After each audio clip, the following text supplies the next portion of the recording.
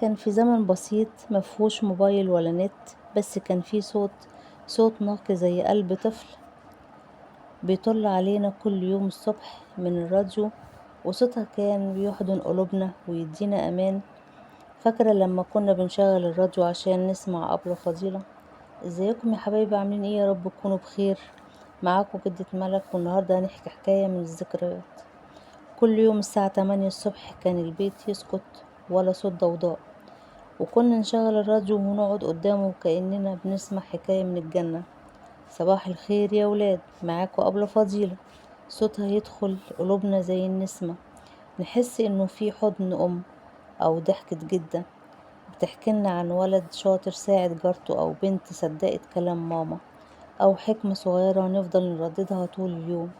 كانت الحكاية بسيطة لكن المعنى كبير، ومش للأطفال بس اللي كانوا بيسمعوها، الكبار كمان كانوا بيوقفوا كل حاجة ويسمعوا كأنهم بيرجعوا لأيام الطفولة.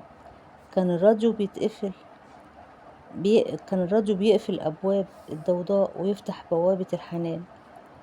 ولو وصلتوا لحد هنا يا حبايبي، اشتركوا في القناة وفعلوا الجرس ودوسوا لايك، اكتبولي كومنت فيه الصلاة على الحبيب، وقولوا رأيكم ايه في ذكريات زمان، وبتحسوا بإيه لما تفتكروا الذكريات دي. وعايزة اقول لكم ان مهما الزمن اتغير، لكن صوت أبلة فضيلة لسه عايش جوانا، بيهمس لقلوبنا بحواديت ما بتتنسيش.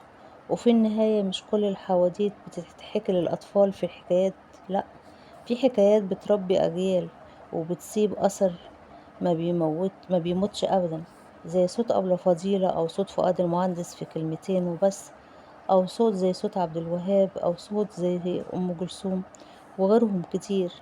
ما كانش مجرد صوت، كان ذكرى لوطن ودفء وحنان. سلام عليكم.